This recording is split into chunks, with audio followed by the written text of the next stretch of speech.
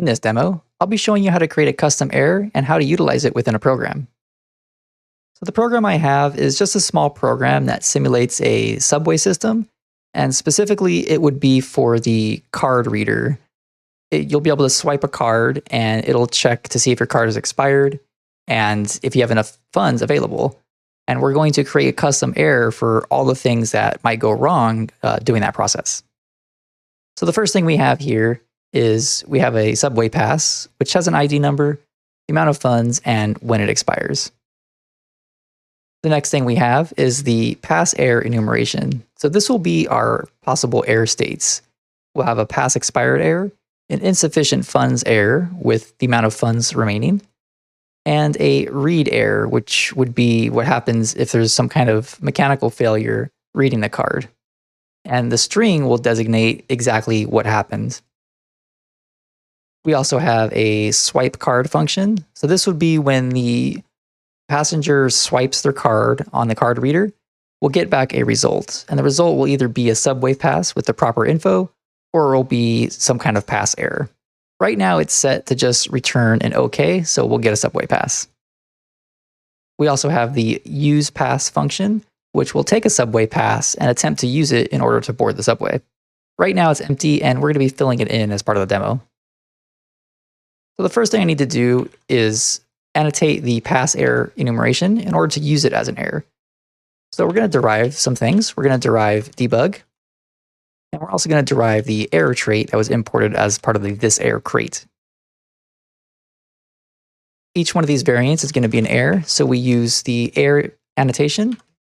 Here, this one will be expired pass. So the pass is expired at this point. This one will be insufficient funds. And we'll print out the amount of funds remaining. So this is a tuple right here. This is like a tuple, the variant. And the 0 just accesses this one here because that's the 0 as far as indexes go. There could be more like 1, 2, and 3 if there's more pieces of data. For the read error, we're going to do the same thing. This one will be pass read error. And we'll also print out the error if that happens. For the swipe card, we're just going to leave it for now, but later on we'll introduce some errors just to demonstrate how it works. As far as the use pass function goes, we need to do a little bit of logic to check the status of the pass. The first thing we'll check is if it's expired. So if the current time is greater than the expiration time, it's expired, so we'll return an error. So we'll get a pass error, and we'll have pass expired. And if it's not expired, then we'll continue processing. So if there's enough funds available, we'll check. So we'll try to calculate the funds and see if it goes below 0. And if it does, we will do a pass error with an insufficient funds. And then we'll put the current funds, that way the user would know how much funds they have remaining.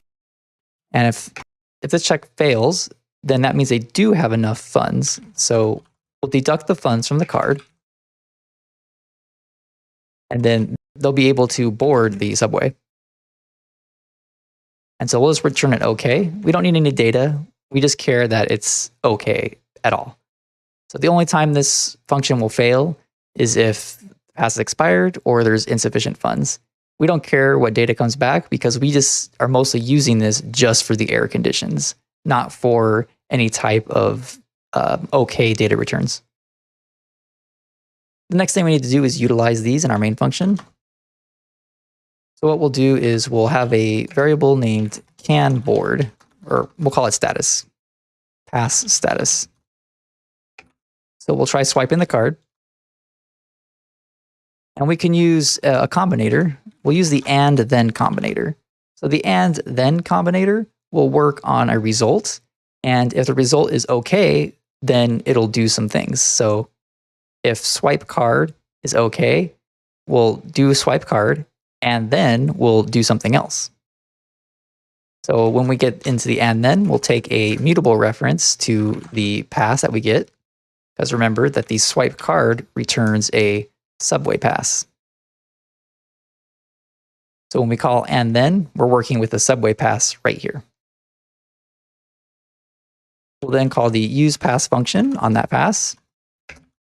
And we'll say that this one costs $3. When we call usePass, we have a mutable reference to our pass that we just retrieved from the swipe card function. And we're passing 3, which is the cost for the bus pass, or subway pass, sorry. We're then going to match on this pass status. And if it's okay, then everything's cool and we can board. And if we had some kind of error, we'll print out the error. So let's try running the program now. There shouldn't be any errors, so we should just get OK to board as our message. Our pass that we're creating up here has plenty of funds. We have 200 funds, and it expires from now, whatever time it is, plus 52 weeks. So it expires 1 year from now. Just do a cargo run. And it looks like I mistyped a field, so we'll just jump there real quick. So this should be funds with an S. All right, so we got a message, OK to board, which is expected since we didn't introduce any errors yet. So now let's introduce some errors.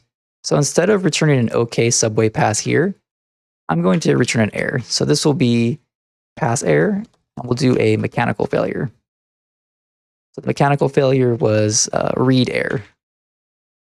Read error, we'll say mag strip failed to read.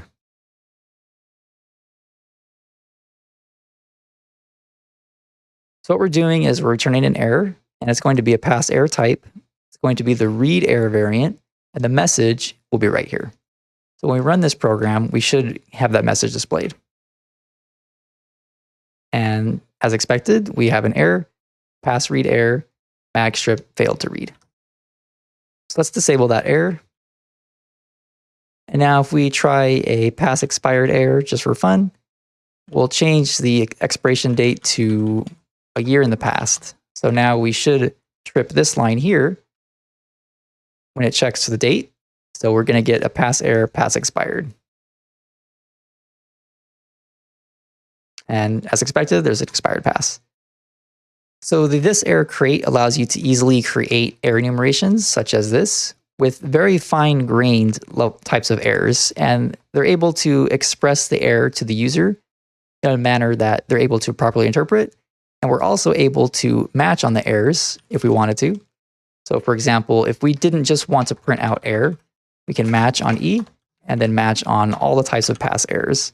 So we have a read error, that's a string.